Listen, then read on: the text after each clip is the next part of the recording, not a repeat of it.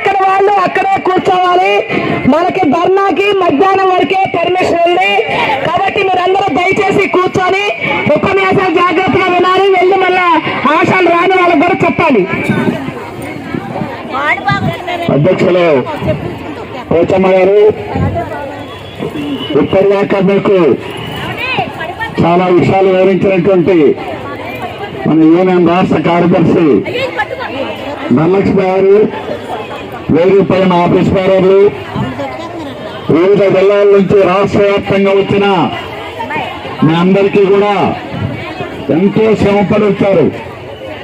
అనంతపూర్ నుంచి ఇప్పుడే నాగమణి వెళ్తుంది, 2000 అయింది ఒక్కొక్కరికి.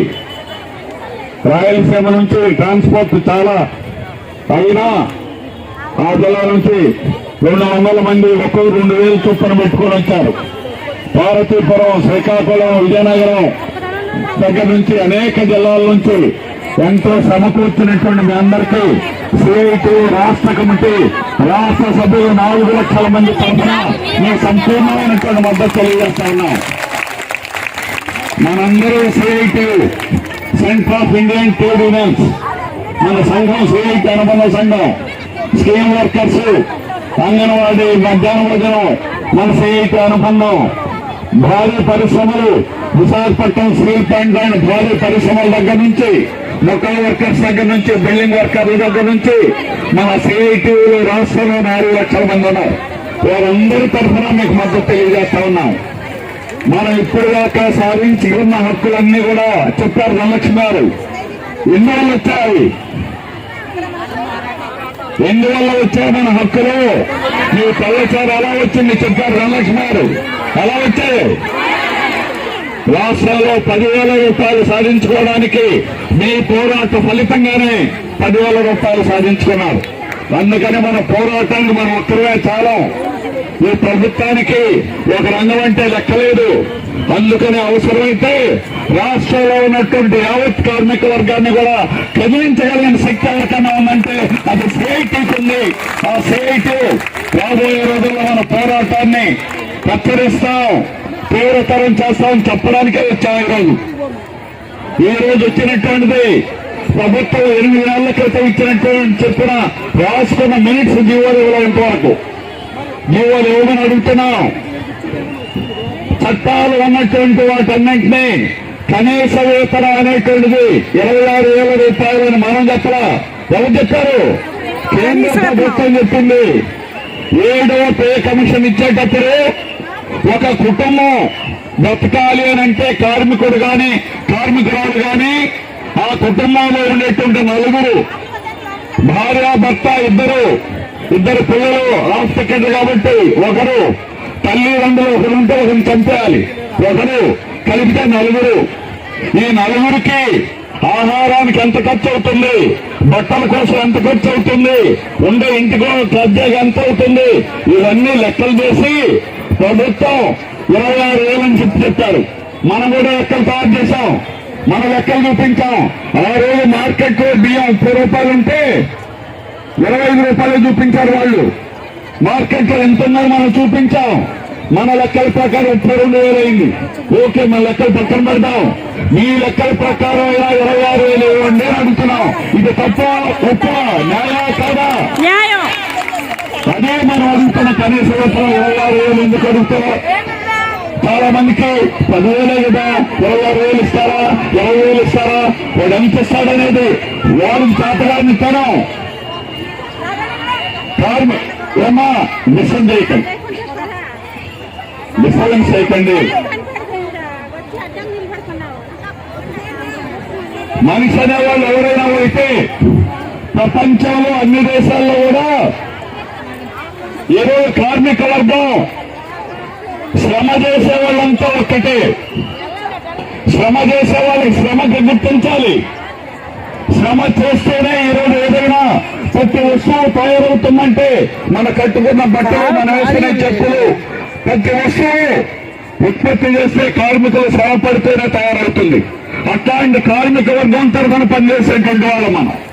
అందువల్ల ఈ కార్మిక వర్గానికి కనీసం బతకాలి, రేపు పని చేయాలి. రేపు పని చేయాలంటే ఈరోజు కడుపు నిండా తినాలి. లేకపోతే సమస్యలు డాక్టర్లు ఈరోజు భారతదేశంలో ప్రపంచ వరల్డ్ హెల్త్ ఆర్గనైజేషన్ ప్రపంచ ఆరోగ్య సంస్థ చూడండి, ప్రపంచంలో టీవీ ఎంతమంది ఉన్నారు, ఒక భారతదేశంలో ఎంతమంది ఉన్నారు. ప్రపంచంలో ఉన్న వాళ్ళలో సగం మంది భారతదేశంలో ఉన్నారు.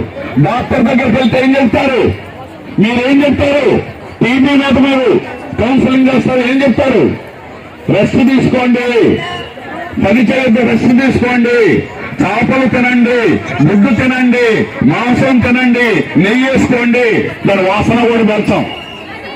కనీసంలో ఉంది, ఆహారంలో నెయ్యి కూడా ఉంది, దాని వాసన కూడా పెంచాం. అందువల్ల ఈరోజు ఆరోగ్యాన్ని కాపాడేదానికి ప్రభుత్వాన్ని బాధ్యత. ప్రపంచంలో క్యూబా, అమెరికా పక్కనే ఉంది 90 మైళ్ళ దూరంలో. ఆ క్యూబాలో ప్రపంచంలో అత్యధిక మంది డాక్టర్లు, 1000 మందికి. అమెరికాలో 1200 మందికి ఒక డాక్టర్ అయితే క్యూబాలో 1000 మందికి ఒక డాక్టర్ ఉన్నారు. ఆ డాక్టర్ వాళ్ళు మనలాగా కోకించి చదువుకోకల్లా ఎవరి బిడ్డలైనా చదువుకోవచ్చు, ఎవరి బిడ్డలైనా ఫ్రీ. డాక్టర్ చదువుకోవడం, ఇంజనీరింగ్ చదవడం ఆ దేశంలో ఏ చదువైనా ఉచితంగా చెప్పేస్తారు. అందుకనే డాక్టర్లు ఆ దేశంలో అత్యధిక మంది డాక్టర్లు ఆ దేశంలో ఉన్నారు. అందువల్ల అక్కడ అందరికీ చదువు. అంతేకాదు ప్రతి ఒక్క ఉద్యోగికి కూడా, ప్రభుత్వ ఉద్యోగుల, ప్రైవేట్ కాదు, స్కీమ్ వర్కర్లు కాదు, ఊరికే కాదు. మిమ్మల్ని ఏమంటారు, మీరంతా కూడా ఈ రోజు స్కీమ్ వర్కర్లు అందరూ కూడా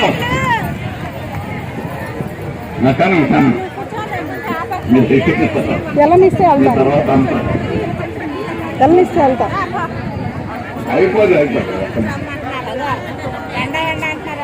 అమ్మా కూర్చోండి అంట, అక్కడ కూర్చోండి. అక్కడ ఎండలో మనం కూర్చుంటే మనకు అర్థం అవుద్ది వాళ్ళు ఎంత ఎండలో ఉన్నారో.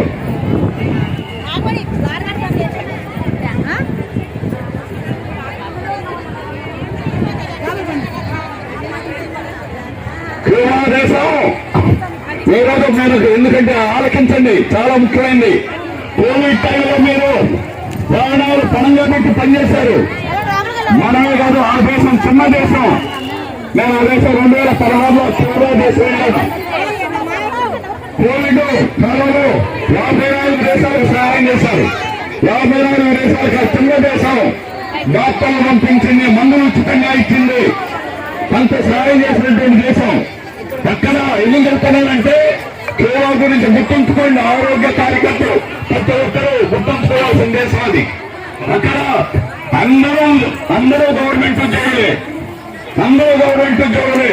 ఒకరికి 40,000, ఒకరికి 20,000, ఒకరికి 25,000 లేదు, అందరికీ 40,000. అది ఎర్ర జెండా ఉండేటువంటి దేశం. ప్రపంచంలో ఎర్ర జెండా ఉండేటువంటి అతి తక్కువ జనాభా ఉన్న క్యూబా అయినా, అతి ఎక్కువ జనాభా కలిగినటువంటి చైనా అయినా ప్రభుత్వ రంగమే అందరికీ ఒకే రకమైన జీతాలు ఉంటాయి. అది మనం అడుగుతున్నాం. ఆ ఆశయం కోసం మనం CITU సంస్థ ఆశయం. మనం ఎన్ని పోరాటాలు చేసినా పెట్టుబడిదారుల వ్యవస్థ ఉన్నంత కాలం మనకు న్యాయం జరగదు. మన బిడ్డలకు ఉచితంగా చదువు రాదు, మన బిడ్డలకు పనులు రావు. ఆ దేశంలో పని హక్కు ప్రతి ఒక్కరికి ఉద్యోగం గ్యారెంటీ. 145 కోట్ల